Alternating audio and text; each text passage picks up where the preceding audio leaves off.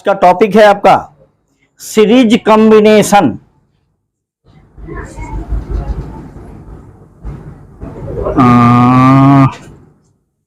Series combination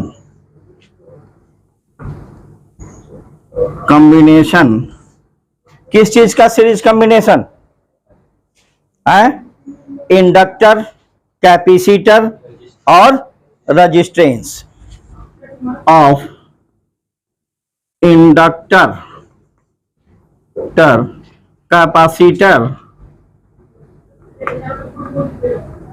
capacitor and क्या register किसके साथ? विथ एसी यानी अल्टरनेटिंग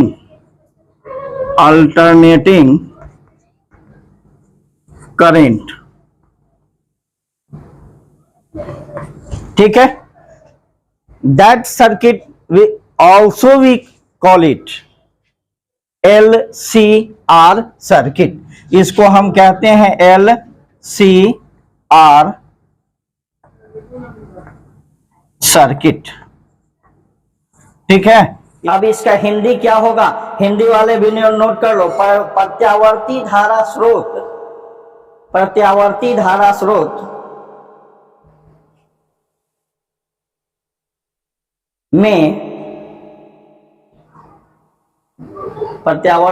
स्रोत में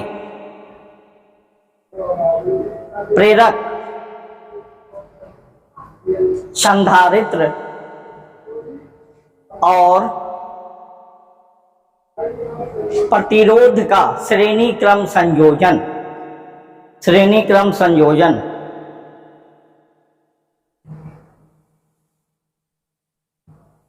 हो गया।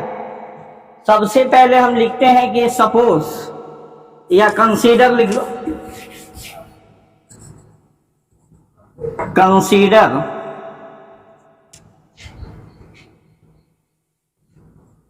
एन इंडक्टर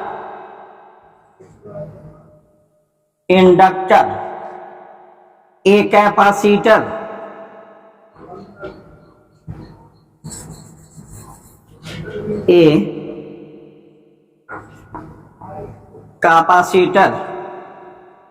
और एंड ए रजिस्टर हम लोग कंसीडर किए, मैंने सोचे विचारे या लिए क्या क्या, एक कैपेसिटर, एक रजिस्टर और एक इंडक्टर लिए। अब connected with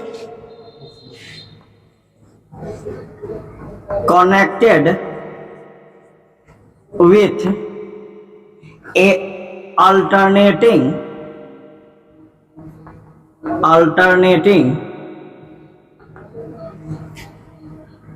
sources of EMF, E is equal to E naught sin omega T. यही ना होता है कि दूसरा चीज होता है, या सीधे लिख देना ई सोर्सेस ऑफ ई। चलो ये रहने दो यहां तक। अब देखिए हमने एक क्या लिया, सबसे पहला ये क्या है? इंडक्टर है ना, और उसके बाद इसको जोड़ दिया किस चीज से? कैपेसिटर से। और उसके बाद क्या लिया? एक रजिस्टर। इस सब को क्या जोड़ दिया? एक ईएमएफ से, है ना, ठीक जोड़ दिए।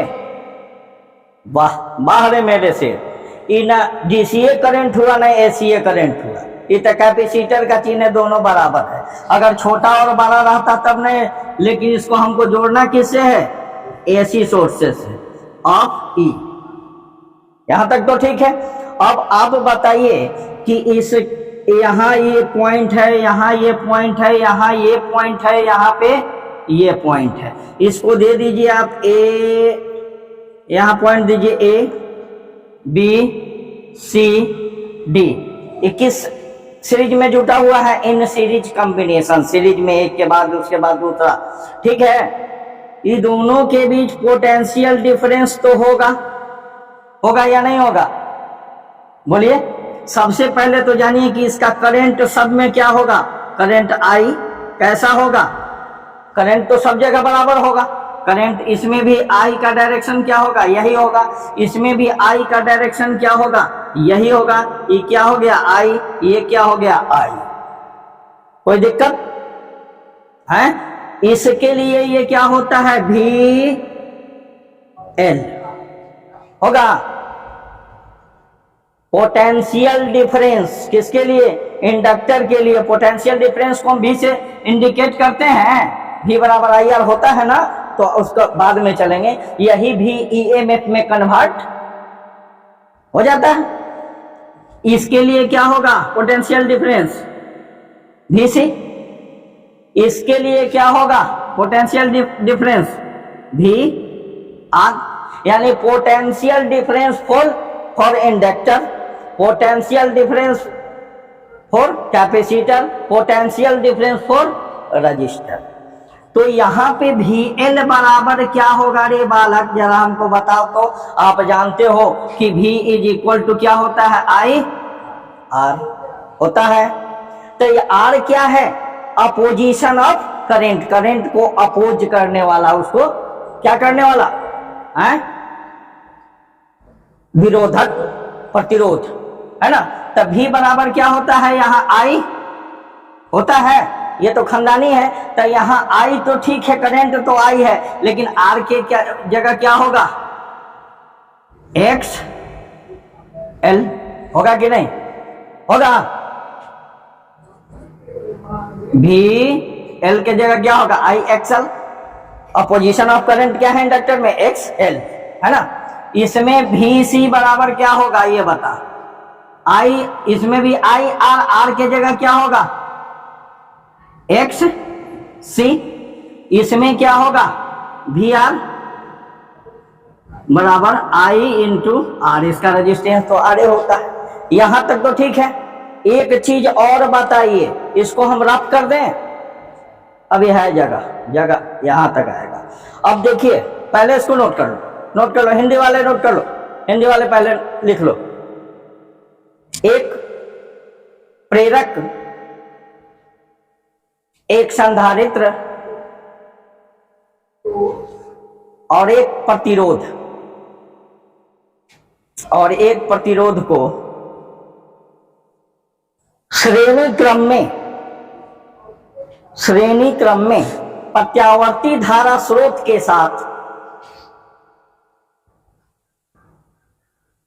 प्रत्यावर्ती धारा स्रोत के साथ जिसका ईएमएफ ई है, जोड़ा गया है। ई है, जोड़ा गया है। Any problem? अब चलिए इधर देखो, इधर इधर इधर इधर इधर इधर। E इज इक्वल टू क्या होगा? ई नॉट साइन ओमेगा टी होगा या नहीं होगा? अगर यहीं पे ये रहता कि V इज इक्वल टू क्या होगा? V not sine omega T. ये तो हम पहले ही बता चुके हैं। I रहता तो I not sine omega T. इतना तो होता है, होगा ना। इसको हम रफ कर दें, नोट करो। वहां तक तो हो गया था। अच्छा, आपसे कहे कि इसको LCR सर्किट क्यों कहा जाता है, तब क्या बोलेगी? कजरी बोल तो, क्यों कहेंगे LCR सर्किट? अब बोला बाबा के याद करा सोमारी है, वह बताइए तुम की LCR सर्किट काहे कहल जाता है? काहे कहा जाता है? कुछ बोलो नहीं। वाह, तुम कोई बताएगा? अरे बूके दास, शंकर भगवान पर सोमारी के खाली जल चढ़ावला से, लेहरा से रगड़ के दूध चढ़ावला से ना आ जाए। अभी ना पढ़ाए हैं कि LCR, L किसके लिए? इंडक्टेंस है, इंडक्टेंस ऑफ इंडक्टर। C किसके लिए? Capacitance of capacitor. R किसके लिए? Resistance of register. इसमें इंडक्टर, कैपेसिटर और रजिस्टर तीनों चीज है मिला हुआ, इसलिए सीरीज कॉम्बिनेशन में है, इसलिए इसको एलसीआर सर्किट कहा। याद डुबा देवे तो चल। अब देखिए पोटेंशियल, इसको डायरेक्ट लिख दें पीडी, समझ जाइएगा ना, है PD potential difference at end of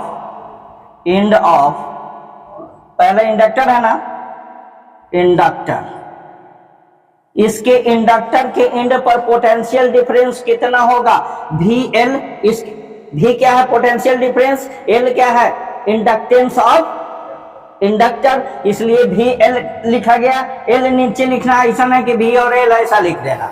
ये है पोटेंशियल डिफरेंस फॉर किसके लिए, due to inductor, is equal to क्या हम निकाले हैं बोलो, वी बराबर क्या होता है आई आर।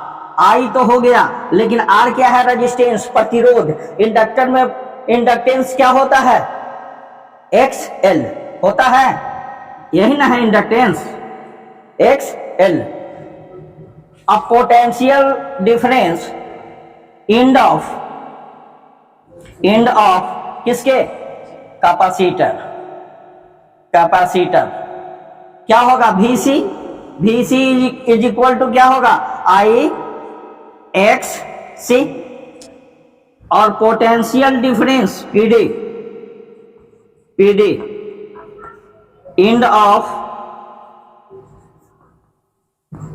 रजिस्टर क्या होगा, वी आर बराबर क्या होगा, आई आर। इसको इक्वेशन 3, इसको इक्वेशन 2, इसको इक्वेशन 1 मान सकते हैं। यहां तक तो कोई दिक्कत नहीं है। तो टोटल ई जो होगा, टोटल ई क्या होगा, ई जो होगा टोटल ई नेट कितना होगा, हमको ये बता। यहां से जो ईएमएफ हम भेज रहे हैं, यही एक ईएमएफ ना 3 गो में बंट जा रहा है, EL EC VC, sorry V R, या ई आर लिख दो, कोई फर्क नहीं, यही ना 3 गो में बंट रहा है। तो क्या होगा, सम ऑफ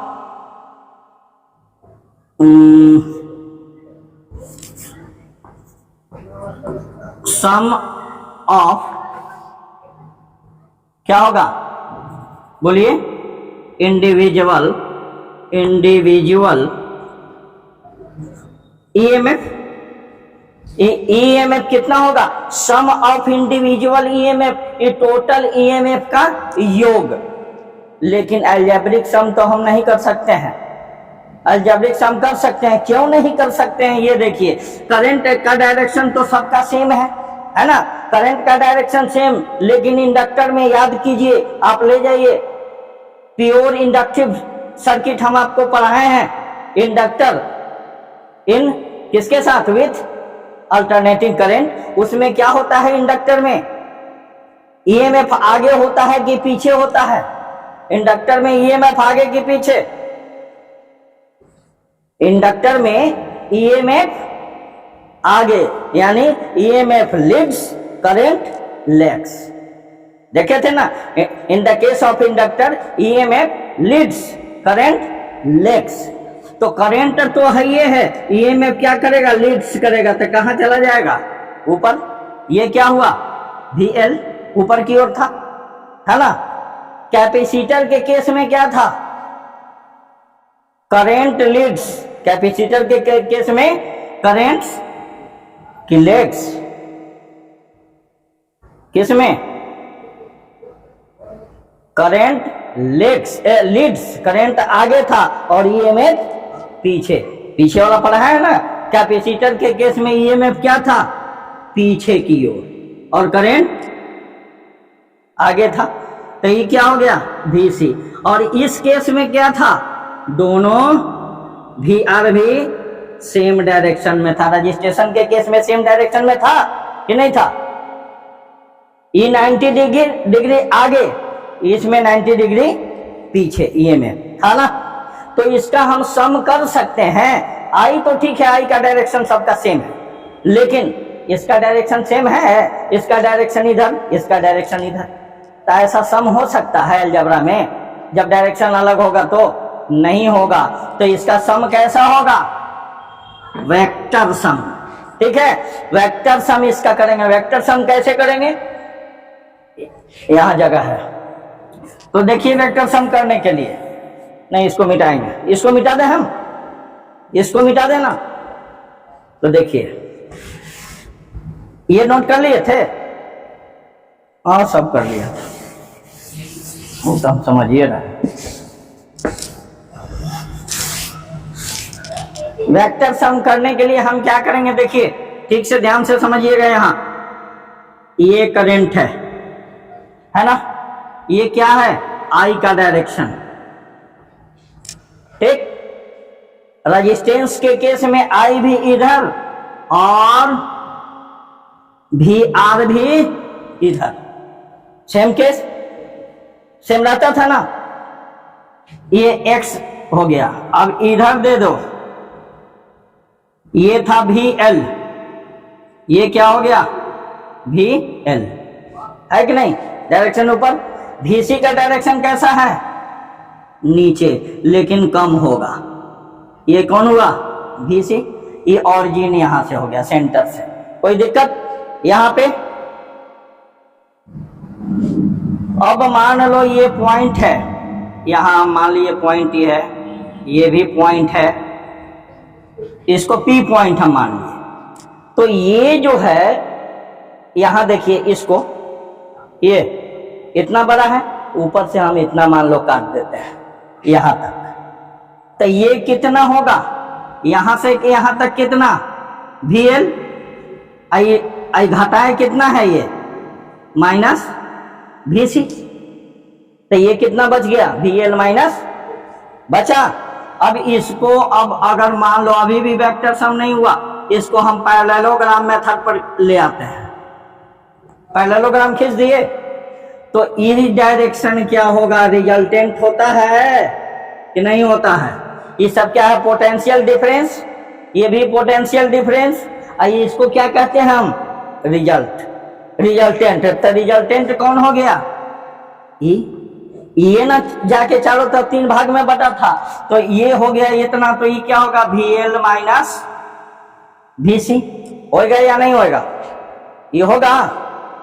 ये एंगल मान लो, ये एंगल है क्या? फाई। मान लिया ये फाई एंगल है। फाई एंगल पर कोई प्रॉब्लम? इसको ड्रॉ करो पहले, जल्दी ड्रॉ। अब बताइए इसमें फाई क्या है? फाई क्या है? Angle between I and EMF। ये करंट आई और रिजल्टेंट क्या हुआ? EMF। इसके दोनों के बीच का एंगल है कि नहीं? करंट जो जा रहा था वो, और EMF रिजल्टेंट हुआ। क्यों? क्योंकि वेक्टर सम कर रहे हैं। अलजेब्रिक सम इसमें संभव नहीं है। क्यों नहीं संभव है? कुछ ही कुमारी है ना, देख, है ना? क्यों नहीं संभव है? क्योंकि दोनों का डायरेक्शन अलग अलग है। रेजिस्टेंस के केस में करंट जिधर है उधर ही EMF का भी डायरेक्शन है, लेकिन कैपेसिटर के केस में लीड्स कर रहा है EMF, और इंडक्टर के केस में लैग्स कर रहा है। यही ना? उल्टे। कैपेसिटर के केस में इंडक्टर नीचे आ रहा है, कौन चीज? पीछे है EMF, और इंडक्टर के केस में ऊपर है, आगे। तो दोनों 90 डिग्री का है, तो दोनों 90 डिग्री पर अलग अलग है, तो डायरेक्शन अलग अलग हो गया। तो हम कैसे सॉल्व करेंगे? तो उसका तो एक ही उपाय है। हम सीधा जानते हैं कि वेक्टर सम कर दो, पैरेललोग्राम नहीं, पैरेललोग्राम। अब देखिए कि रिजल्टेंट EMF लिखोगे कि कौन सी लिखोगे? इसको रिजल्टेंट परिणामी, यानी रिजल्टेंट EMF। इसका हिंदी क्या हुआ?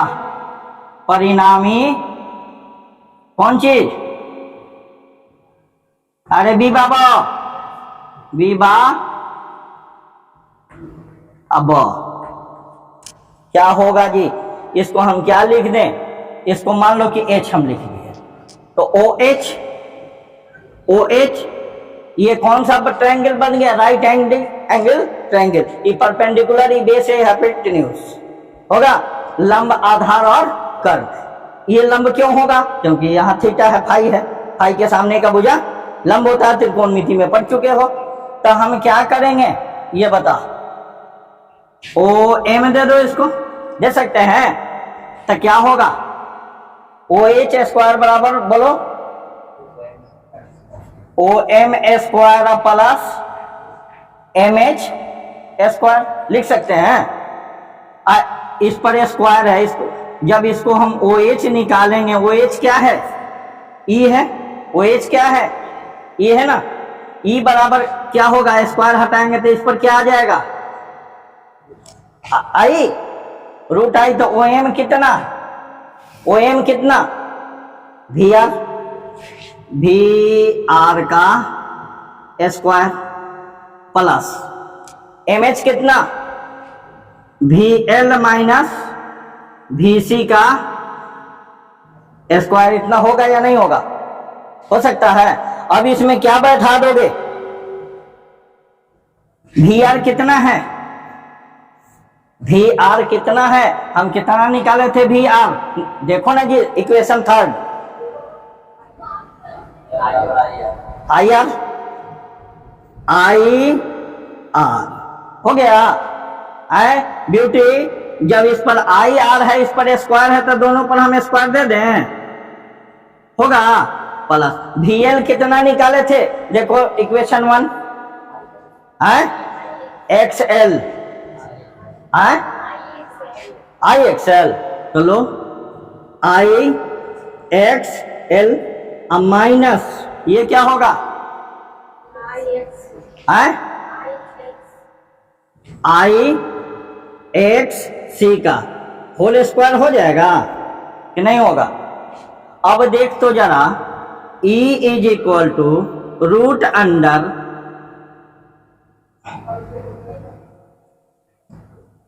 I को हम बाहर निकाल लें इसमें से, निकाल सकते हैं कि नहीं? बोलना रे, क्या बचेगा?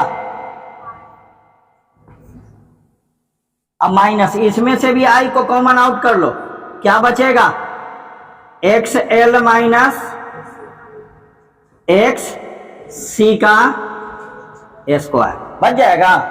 अभी दोनों को यहाँ पे सॉरी I स्क्वायर, इस पर होल स्क्वायर है तो I स्क्वायर R स्क्वायर ना होगा कि नहीं होगा?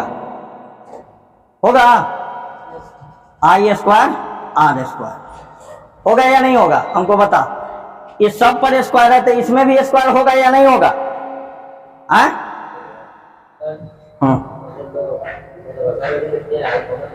कहा भाई, इसको कॉमन, इस पर भी स्क्वायर आ जाएगा। तो इस सब को कॉमन आउट कर लो। E बराबर क्या होगा?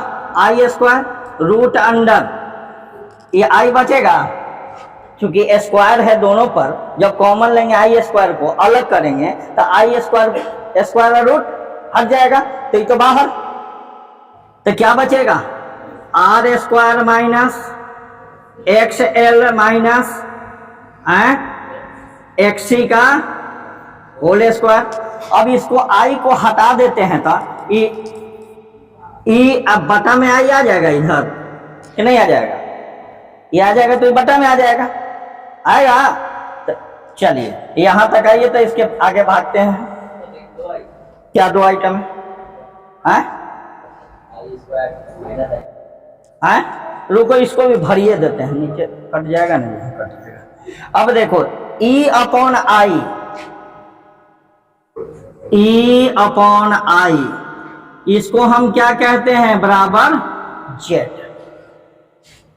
अब कहोगे कि क्यों कहते हैं? Z के को हम कहते हैं इम्पीडांस। इम्पीडांस क्या है? Z बोलो। Opposition of current in this circuit